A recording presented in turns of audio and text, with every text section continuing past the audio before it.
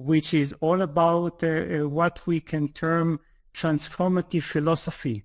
This is because I delved into the origin of both Western and Eastern philosophies and revealed both that in the origin of both philosophies, there is a conception of philosophy as a way of life.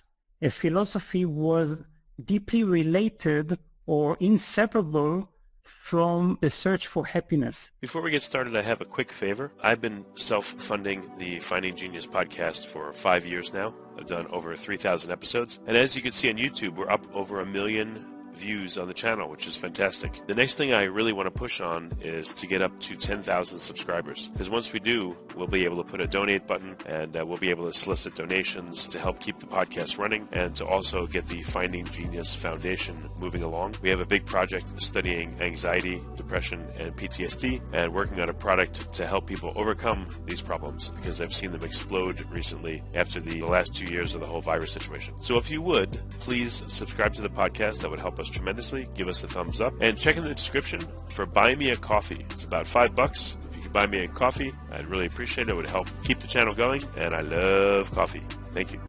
Forget frequently asked questions, common sense, common knowledge, or Google. How about advice from a real genius? 95% of people in any profession are good enough to be qualified and licensed. 5% go above and beyond. They become very good at what they do, but only 0.1% are real geniuses. Richard Jacobs has made it his life's mission to find them for you. He hunts down and interviews geniuses in every field: sleep science, cancer, stem cells, ketogenic diets, and more. Here come the geniuses. This is the Finding Genius Podcast with Richard Jacobs.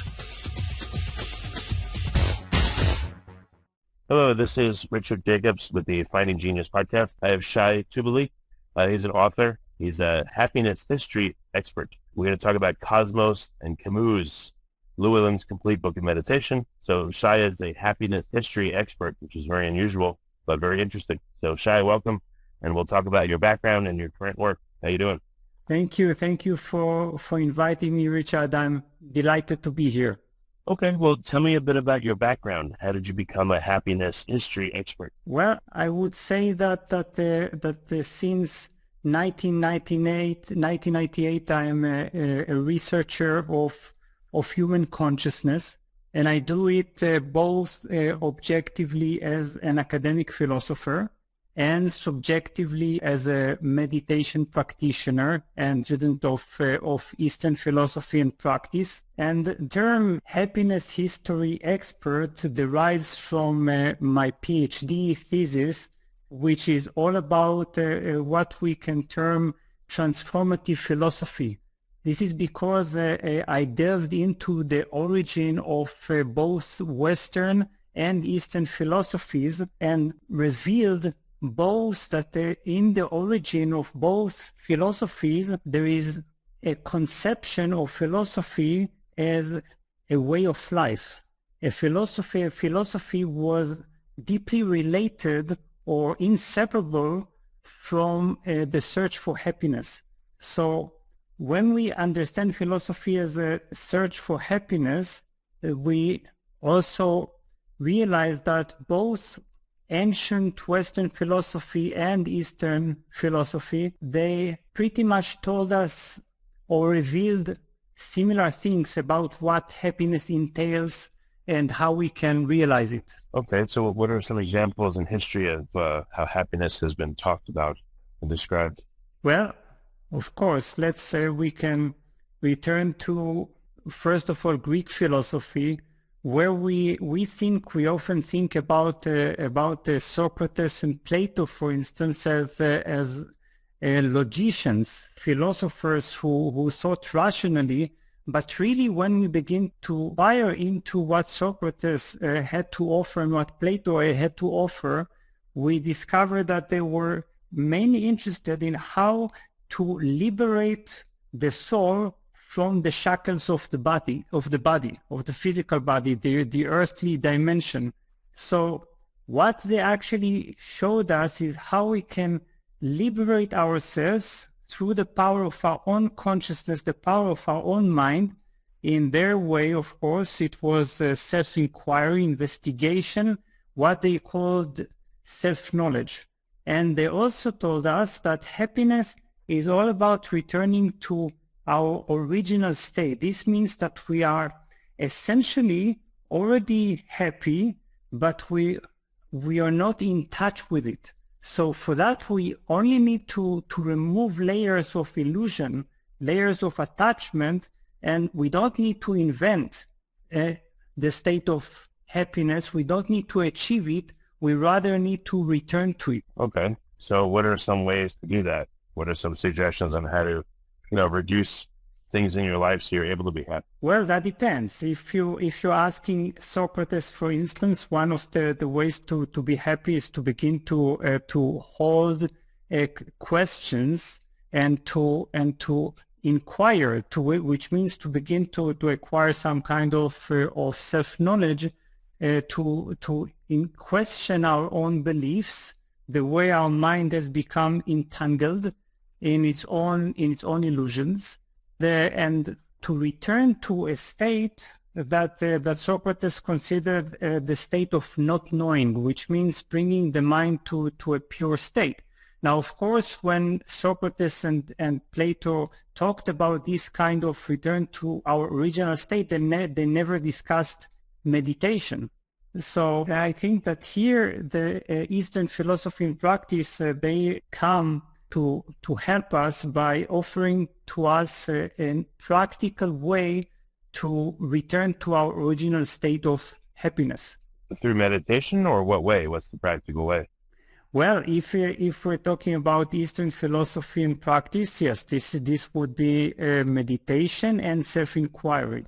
And of course, meditation includes a wide range of practices, and perhaps we can discuss this.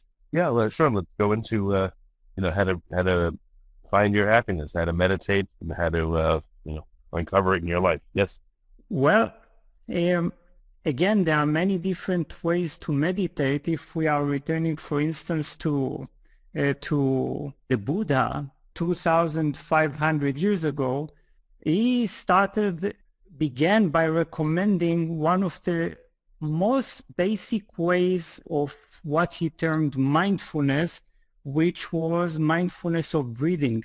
For the Buddha, breathing was the most essential gateway to reality. So breathing returns us to a state of alignment of body, mind, and breath, which means that when we are beginning to unify body, mind, and breath, we begin to experience a certain state of natural joy. So this is just one gateway. We have many other gateways, but it's always all about increasing the power of our attention, because usually what happens is that our power of attention, our awareness, is robbed off by certain thoughts, by certain emotions, by certain inner illusions and mental chatter. So when we are beginning to separate our awareness, because right now when we discuss, there are two elements in us. One is our attention, and then there is the things we pay attention to. We have lost this kind of distinction. So we have become lost in our stream of thought, in our stream of emotions, in what can be termed the thinking machine. Now in meditation, we are beginning to distinguish our awareness from the things we pay attention to. And this is the beginning of freedom, because you realize that you don't have to become so automatically identified with a certain element or object of your awareness. Before we continue, I've been personally funding the Finding Genius podcast for 4.5 years now, which has led to 2,700 plus interviews of clinicians, researchers, scientists, CEOs, and other amazing people who are working to advance science and improve our lives and our world. Even though this podcast gets 100,000 plus downloads a month, we need your help to reach hundreds of thousands more worldwide. Please visit findinggeniuspodcast.com and click on Support Us. We have 3 levels of membership from $10 to $49 a month, including perks such as the ability to see ahead in our interview calendar and ask questions of upcoming guests, transcripts of podcasts you're interested in, the ability to request specific topics or guests, and more. Visit findinggeniuspodcast.com and click support us today. Now back to the show. This sounds a bit general. What's a specific example of how you could use this technique to help you? You know, what's an example from someone that you've worked with or maybe your own life? I'm not sure what you mean. What's an example of in your own life or with maybe a customer of yours or, you know, someone that you've helped counsel on how to be happier? You know, what was a problem that you faced or someone that you know have faced, and how did they, calm their mind and get themselves to feel better about it? Do you have any good examples of this? Of course, yes. I can give a powerful example of a person who was suffering from certain what he termed inner voices, and because when we think of finding ourselves in a state in which we hear inner voices, we immediately think of rushing to a psychiatrist. Now, what happened was that this person was feeling that there was some kind of external agent in him telling him that he is not worth of living, is not worthy of living, that he should kill himself, and so on and so on. And that was, of course, a disastrous state, and he felt that he was going crazy. Now, as soon as we are beginning to realize through the power of meditation that these voices, and this sounds incredibly simple, that these voices are not something that we have to give power to make them meaningful. Because the thing is that between my attention and my thought, there is a certain gap. In this gap, there is a choice. The choice whether to become identified with this thought or not. And by identifying with this thought, I immediately give meaning to it. I make it powerful. And then at a certain point, it generates momentum and it becomes monstrous. It takes over me. I no longer have the choice. So by reminding this person to return to this gap of choice and to stop giving meaning, to understand that he is the giver of power, he became able to govern, to master his mind, and to return to joy and sanity. Eventually, he has embarked on the meditative journey and has developed much further. So what's in your book, what are some other methods for people that they can use? Let's say someone's mind is really busy and they can't do meditation. What can they do, or how can they start on meditation? Yes, this is because we have different needs and different types of brain, different types of inclinations. I've actually offered in this book, the complete book of meditation, 35 meditation techniques, each guiding us toward a very different type of experience, a very different type of revelation. Through this kind of encounter with the range of meditation techniques, we're realizing that meditation is so much more than just sitting silently and serenely and closing our eyes in a, let's say, half lotus posture or full lotus posture.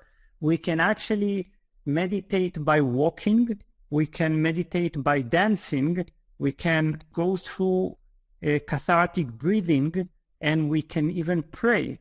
So there are so many forms of meditation. If you take, for example, what we call the Osho dynamic meditations. Osho was a 20th century mystic, and he developed a set of dynamic meditations because he came to realize that people in the West were just too unstable or too unrelaxed to be able to actually close their eyes and immediately enter meditation.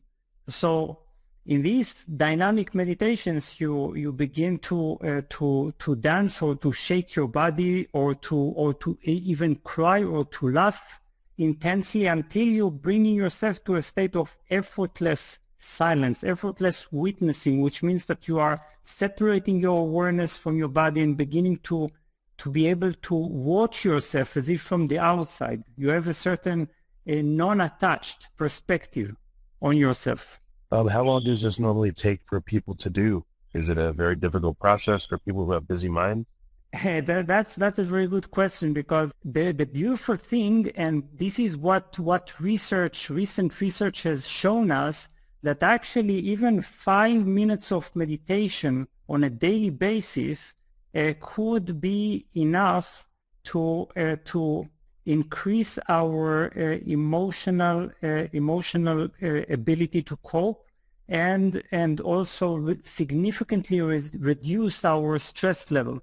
So we don't really need to become overly ambitious and to begin to try to push ourselves by wanting to practice for a long time, or practice in a way that disciplines ourselves, and even training ourselves in some kind of practices that are not natural for us.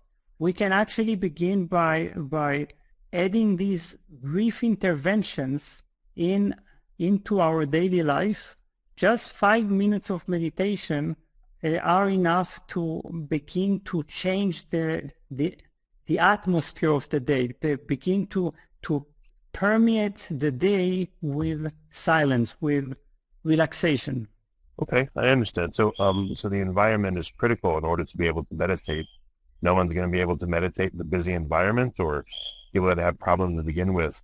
What can they do to help themselves? When the environment is stressful. When the environment is either noisy or quiet, is a quiet environment required for most people? Yes, I would say that it is good to be able to withdraw from our environment, and sometimes this can happen, for instance, by waking up very early when the world is still asleep, or by meditating at nighttime when the world has fallen asleep. Then you can actually experience yourself distant from the turmoil of the world, and to feel yourself, to develop some kind of intimacy with yourself, to be able to develop this kind of sensitivity that is required for meditation. Now, sometimes it's simply enough to close our room and to use some white noise in order to cover the environmental noises, and to be able to feel that you are able to take a vacation from the world. Because this is, for me, what meditation is. It's simply taking a certain vacation from the world, but also from yourself. Because all day long we are in a certain role. We are someone for somebody, and we are unable to simply be no one and nobody in a state of space and distance from the world. So I think that it is possible to, and especially when we remember that even 5 minutes of meditation, they are not escape from the world, but actually they prepare us for action, which means that if you begin to approach your meditation as something that you are entering in order to be able to better function in the world, that imbues your meditation with a certain intention. This is, otherwise we are just wanting some kind of escape, some kind of momentary silence. This, of course, will not help us to transform our relationship with the world. What are some of the stumbling blocks you've seen with people that are trying to, what do you do when someone says, I'm trying to be happy, I just don't know what to do or how to do it? I've heard that a lot from people. Why do people say it like that and exclaim, I'm trying to be happy, in a frustrated and upset tone? Is it that hard? Trying to be happy? Yeah. Well, yes, that's perfectly understandable. The thing is that we're trying to be happy, but we need, first of all, to seriously call into question the ways we are trying to be happy. Because most of the ways, and this is what both the ancient Greeks and the ancient Indians told us, is that by trying to be happy by depending on the world, by trying to become successful in the world, or by trying to attain some kind of perfect relationships with people, with loved ones, by being able to create to make life an island of stability, safety, and happiness, this is just not going to happen. And this is what the first thing that meditation tells us. It tells us there is a great difference between our search for happiness in the world, which is futile. We will actually never achieve it. And the more we pursue it, the further it will move away from us. It will escape us. On the other hand, there is some kind of unconditional joy, and what in the world of meditation is termed bliss. Bliss is a very different type of happiness. Bliss is our ability to stop depending on the world for our happiness. And this is, I think, one of the greatest gifts of meditation, because you're beginning to develop first, you're developing what we can call unconditional or inner stability. This means that we're not expecting the world to create stability for us, to stop changing, or to creating for us some kind of a foundation for a lasting state of pleasure and comfort. We are beginning to realize that there is something unchanging in us, something that becomes our axis, that becomes a certain unchanging core. Then we are learning how to develop unconditional joy. And then we're learning how to develop unconditional power. So all these qualities are necessary. And actually, again, happiness is letting go of the wish for happiness in the world. This is the meditative perspective. Well, very good. Shai, what's the best place for people to learn more about your work? Should they think of a book, or how should they follow you and find out more? Yes, of course, the book is the best introduction to meditation, but they can also enter the official website, Shai Tubali, ShaitUbali.com. This website includes many blog entries. It includes introduction to my work, to upcoming events, and also my YouTube channel under my name, which contains numerous guided meditations and videos containing explanations about how to integrate the meditative perspective into our daily life. Okay. Well, very good. Shai, thank you so much for coming on the podcast and talking about happiness, which many people don't talk about, don't think about. It's a critical thing. Right, I agree. If you like this podcast, please click the link in the description to subscribe and review us on iTunes. You've been listening to the Finding Genius podcast with Richard Jacobs. If you like what you hear, be sure to review and subscribe to the Finding Genius podcast on iTunes or wherever you listen to podcasts. And want to be smarter than everybody else? Become a premium member at findinggeniuspodcast.com. This podcast is for information only. No advice of any kind is being given. Any action you take or don't take as a result of listening is your sole responsibility. Consult professionals when advice is needed.